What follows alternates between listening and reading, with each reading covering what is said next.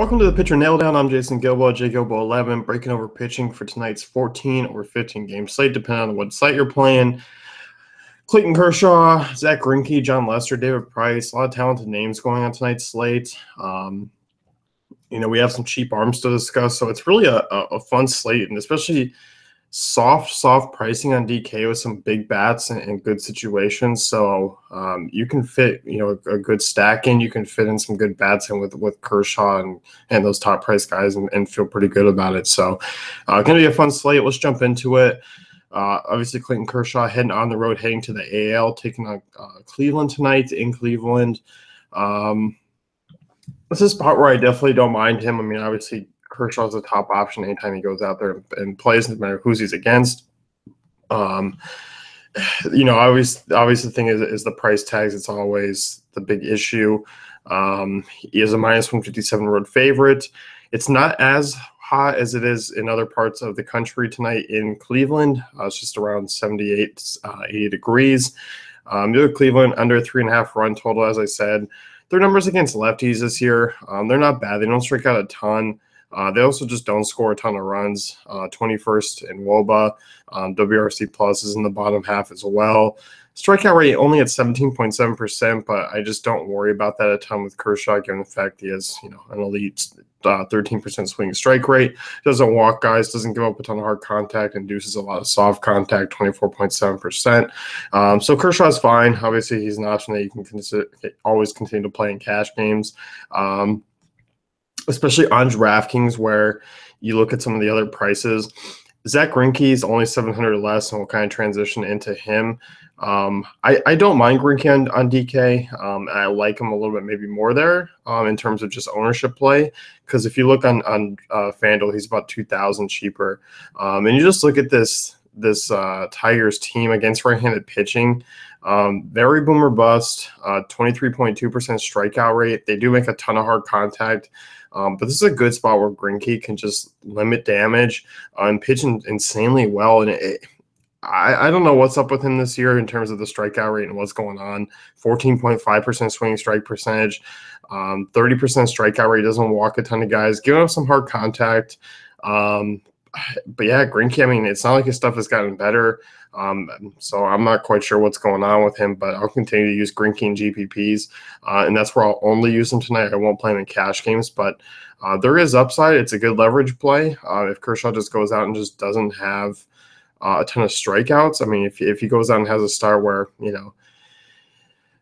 like say maybe San Francisco, where he's got to go deep, he's got to get that win to really pay it off. But we've seen a couple times before where, maybe he only gets 5 or 6 strikeouts, and that's not really cutting it at 12.9 on DK or 12.5 on FanDuel. So, that's where you can start making the case for hedging off Kershaw in tournaments, but cash games, just lock him in. David Price is the other, name on this slate. He's got a significant price drop, struggled against New York, which, you know what, that's what he always does. I'd never expect him to do well against New York, and that's the case, but looked terrific against Baltimore beforehand. First start back at home, he's always pitched well at Fenway. A Phillies team against lefties, not bad. 18th in WOBA, 20% strikeout rate. They don't make a ton of soft, hard contact. ISO 189, definitely not bad there.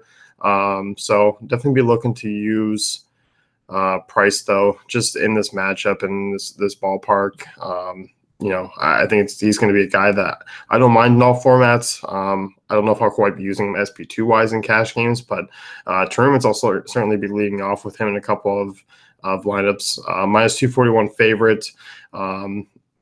Phillies under a 4-run total. You just look at prices here. I mean, I think velocity is fine, sitting around 94, 11.2% swinging strike rate. Soft contact so far, 31%, so that's solid. Obviously he still needs to work things out, but it was good to see his pitch count up over 100 last start. So I definitely don't mind Price. In a good spot. We'll definitely pick up the win tonight, so he's in play for me.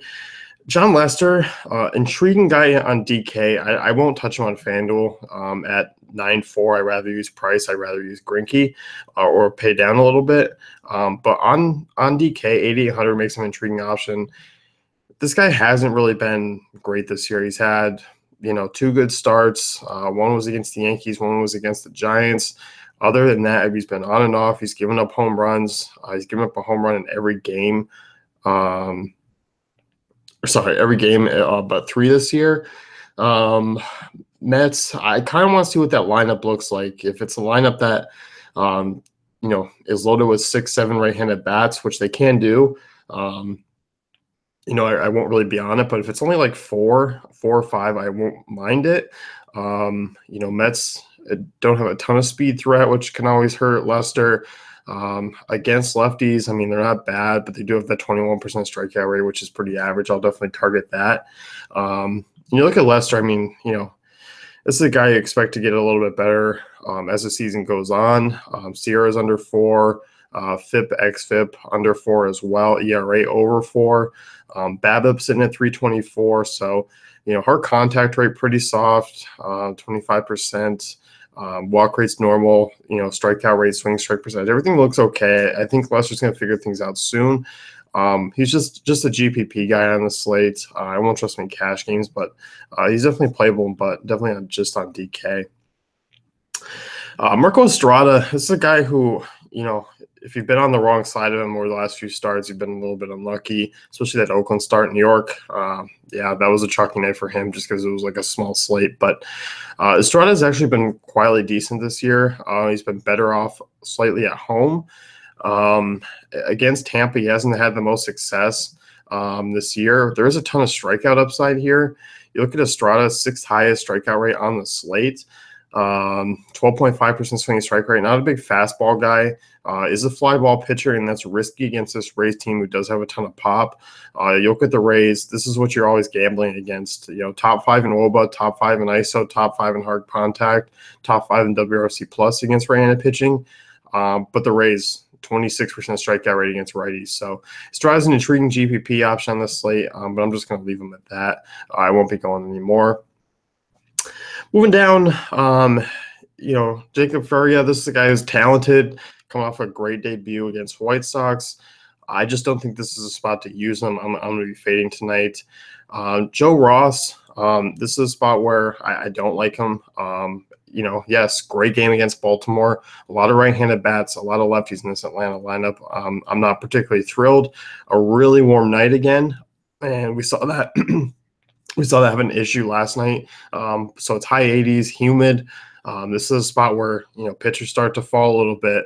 They get through 4 or 5 innings, and then all of a sudden that big inning hits, or they just completely don't have it. So that's always something to notice during the summertime, and especially with these pitchers and those trends.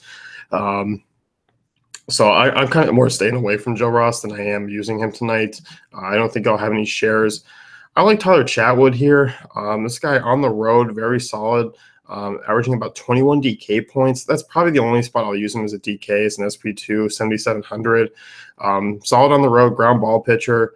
Strikeout rate's not too bad. You look at Pittsburgh, against right-handed pitching, they don't strike out a ton, but he can generate some swings and misses from the right side, so I'm fine with that. Pirates, bottom 10 in WOBA, bottom 10 in WOBA. Bottom 10 in ISO against right-handed pitching. So Chet was certainly fine with me if you need a cheap guy. I like his potential, but I'll kind of stay away in FanDuel where I just don't think he has a ton of upside for 8K. And I just kind of rather use an Estrada or rather just kind of use those top end options, or there are a couple guys cheap that you can consider as well for like 1,000 less. And then once Brad Peacock, this is a good time to just jump back on board in terms of tournaments. Look at last year, he got blown up against an Angels team that just doesn't strike out. Allowed 7 hits, got in trouble with the walks a little bit. But before that, solid strikeout upside, including this Texas team that just doesn't have it against righties this year. They've been middle of the league in basically everything, but strikeout rate, 23.2%. You can make the case, the fact that, they've seen Peacock twice now. But I like going back to the well here for a guy who does have the strikeout upside against a team that does strike out a ton in tournaments, because recency bias will just have people off of them, especially on a big slate. And you might get people who transition to Buck Farmer, who's I don't know what's happened with him. He's been a guy who just hasn't figured out the major league level, but all of a sudden, here he is, 13 innings, hasn't allowed a run, 34.8% strikeout rate 14.3%, swinging strike percentage. You look at Farmer, this guy, for the most part, been a pretty solid ground ball pitcher in the minors. Strikeout rates have always been pretty average with him. Walks have been a little bit of an issue. But you go back to what he's been doing in 2017 in the minor leagues, over 60 innings. Not too bad. I mean, 42% ground ball rate, FIP, XFIP under 3.5. The strikeout rate was around 22%, not bad. 4.7% walk rate. So definitely intriguing. I just don't know what to make of him and what things to figure out. I mean, he's 26 years old, so there's definitely some chance that maybe he just has figured things out and he's going to turn around a little bit, but I'm still not a firm believer and that's the case. I don't mind him here against this Arizona team that just on the road, they turn into a completely different offense. Their hard contact rate drops significantly. The ISO, the WOBA drops significantly. The strikeout rate takes a bump. I mean, against righties, it's already at 23%. So when you look at that number away, we'll take a look at Diamondbacks numbers away from home. Away from home, dead last in WOBA. Strikeout rate 25.4%, 29.4% hard contact rate, 141 ISO, 70 WRC plus. So Diamondbacks really, really do struggle away from Chase, and we've seen that before with, the freaking no-hitter from Edson Volquez. We've seen them go on the road just completely flail. Vegas has them around a 4.5 run total, so that's a little bit concerning. It's not what you want to see for using Farmer, but I definitely don't mind him as a cheap guy. And I think he's, once again, playable on both FanDuel and DraftKings. I don't hate the move there. So outside of that, that's going to be pretty much it for me. Even in those late games, I just don't see a guy with a ton of upside. Jason Vargas, Ty Blatch, sure, in good spots, good ballpark. Probably some low totals out there, low scores. But in terms of strikeout upside, I don't think neither of those guys really have it.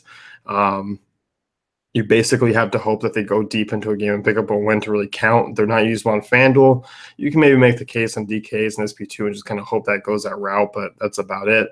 And everyone else is pretty much probably a team that I'm stacking against. So that's going to wrap things up here with me. You can check out DaveFantasyCafe.com for all great tools and content.